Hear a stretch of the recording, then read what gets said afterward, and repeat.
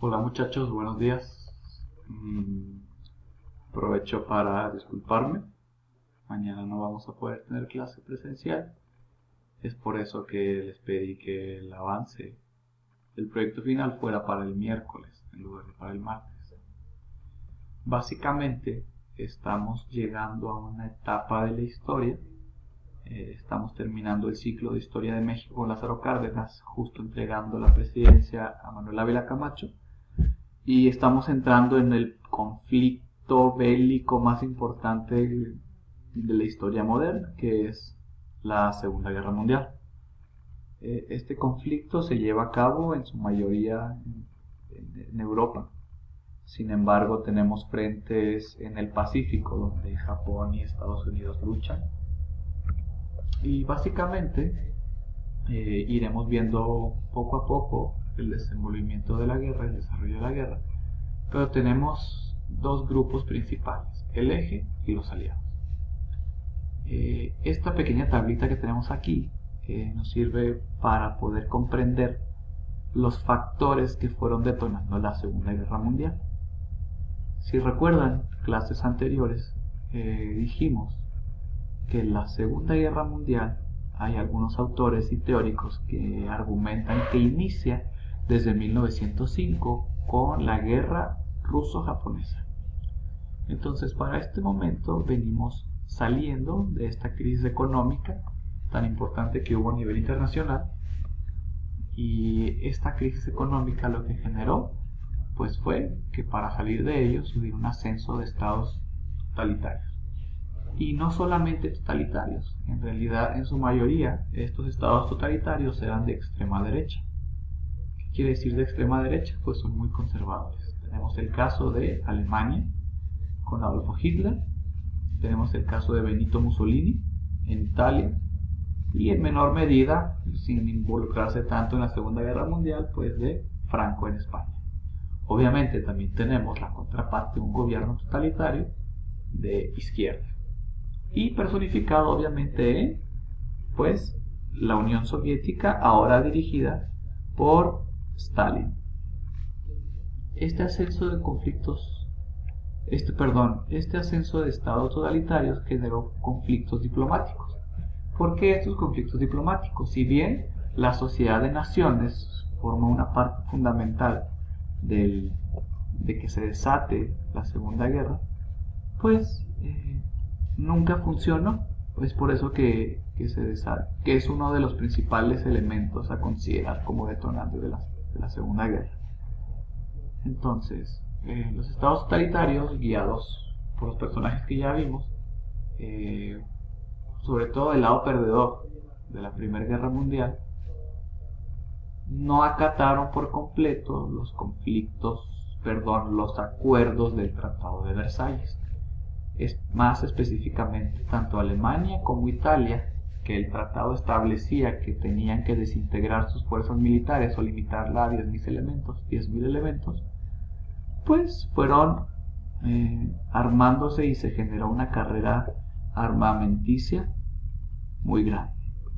Entonces, para esta época, Alemania e Italia, y sobre todo el caso de Italia, mencionaba que sí querían vivir en paz, pero en una paz armada. En nuestro estudio de la Primera Guerra Mundial exploramos ese término de la paz armada, y lo que significaba era, bueno, pues vamos a estar en paz básicamente porque los dos estamos mejor, muy armados. Tenemos arsenal militar muy fuerte, lo cual implicaría consecuencias muy graves en caso de que no se firmara una paz. Tenemos a Alemania, que si bien no permitieron que entrara a la Sociedad de Naciones desde el principio, pues después se incorpora, pero a la postre se desincorpora en 1933 y restablece este servicio militar obligatorio, lo cual está generando un semillero de futuros soldados que a la postre lucharían en la Segunda Guerra Mundial. Italia, al igual, abandona la Sociedad de Naciones y comienza su expansión por el Mediterráneo.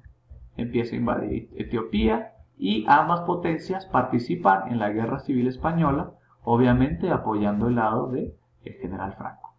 Japón tiene una etapa similar, Japón más alejado de la civilización occidental, pero recordemos que desde 1905 es un imperio que busca expandirse.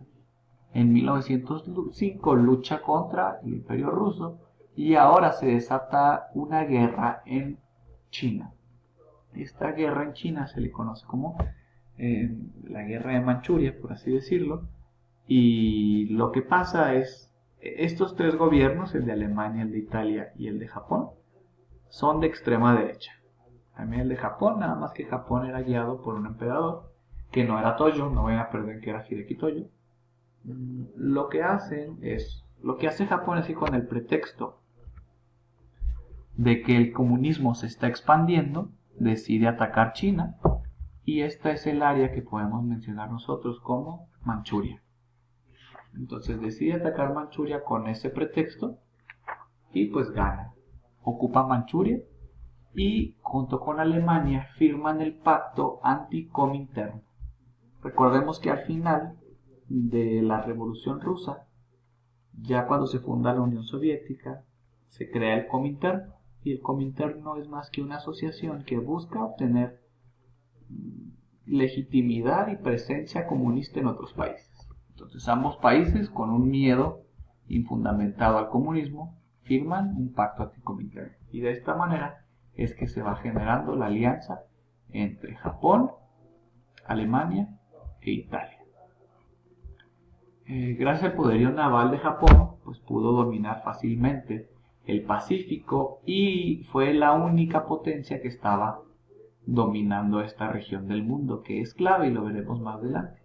Sin embargo, Estados Unidos es la única potencia a la que nos podemos encontrar que va a contrarrestar la hegemonía de Japón en la zona, y pues ustedes conocen elementos como Pearl Harbor, que fueron los que detonaron el conflicto para que Estados Unidos se adentrara en la guerra.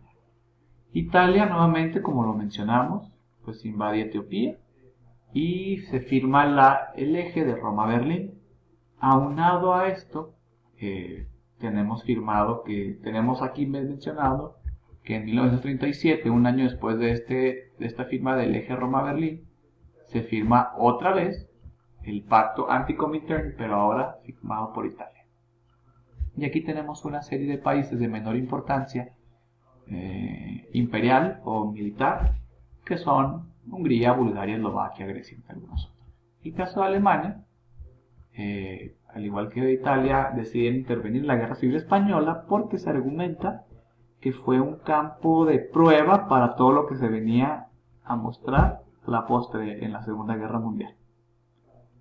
1938 es una etapa importante.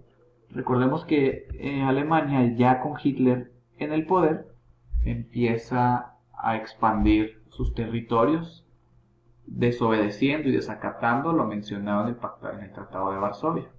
Perdón, de Versalles, en el Tratado de Versalles. Entonces, las potencias occidentales que resultaron ganadoras durante la Primera Guerra Mundial, en este caso Gran Bretaña y Francia, deciden no hacer mucho énfasis y mucho caso a lo que estaba sucediendo en Alemania y en lugares como Polonia o Checoslovaquia. ¿Y qué sucede? ¿Por qué no lo hacen? Precisamente para no entrar en un conflicto. Lo que no sabían y no se imaginaron es que al estarse Alemania anexionando territorios como República Checa y como Polonia, pues vendría a desatar lo que fue el peor conflicto. Inicialmente cede territorio de República Checa, y la invasión y la anexación de Polonia es la que al final de cuentas detona el conflicto. Pero aquí vemos a un personaje importante que fue Chamberlain, el primer ministro de Gran Bretaña, que acepta y permite esta anexación y ceder territorios de Checoslovaquia a Alemania. Y pues aquí tenemos este paréntesis que habla de que esto es una supuesta oportunidad para evitar la guerra. Ya en el 39, ya estamos en vísperas del inicio de la Segunda Guerra Mundial, Stalin y Hitler se comprometen a no entrar en guerra y repartirse Polonia. Recordemos que durante la Primera Guerra Mundial hubo una firma doble de tratados de no agresión, primero entre Alemania y Rusia, o la Unión Soviética, ya se había convertido en una república socialista. Y después se firma entre Alemania entre la Unión Soviética y Francia. Se vuelve a hacer algo similar y básicamente se pone Polonia como un estado al que se van a dividir, por lo mismo que hemos mencionado en el pasado. Básicamente tener un colchón, un espacio de seguridad. Recordemos, Alemania ya había firmado el pacto anti-Comintern, y lo que busca Alemania es no entrar en guerra para evitar precisamente tener que desarrollar una guerra por dos bandos, como lo sucedió en la Primera Guerra Mundial con el Plan Schlieffen, que ustedes ya bien conocen. Entonces, hasta aquí, por lo pronto, dejaremos la introducción de lo que es la Primera Guerra Mundial. Analizamos un poquito los movimientos que la detonaron, tanto lo que hizo Alemania como Italia y Japón, desde su frontera, de su trinchera, con la guerra, con la ocupación de Manchuria. Entonces, espero que esto sea de su provecho, jóvenes, y pues nos vemos el miércoles. Gracias.